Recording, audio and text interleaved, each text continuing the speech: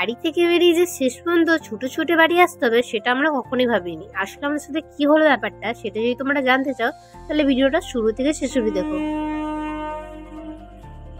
প্রথমে শুরু করি স্টেশন থেকে। আমরা স্টেশনে পৌঁছেছিলাম প্রায় তখন 4:30 বাজে। তো গামপুরে এই একটা প্যান্ডেল হয়েছে দুর্গা ঠাকুরের, তো প্রচুর ধোঁয়া ছিল রাস্তায়। তখনও পর্যন্ত আমরা ভাবিনি যে আমাদের সাথে এরকম কিছু একটা হতে পারে। দিয়ে আমরা গেছিলাম পার্লারে একটু ব্রু লাভ করবো বলে।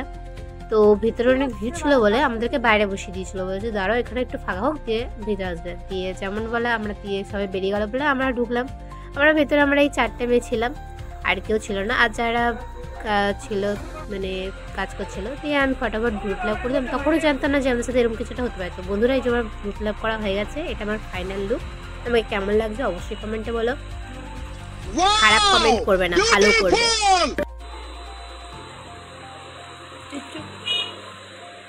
তো আমার বোনও গ্রুপ লাভ করলো, এই বোনটা বাকি ছিল, এই বোনটা করলো।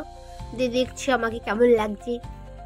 তো আসলে হচ্ছে ব্যাপারটা হচ্ছে কি, আমাদের গ্রুপ লাভ করতে করতে অনেক লেট হয়ে গেছে।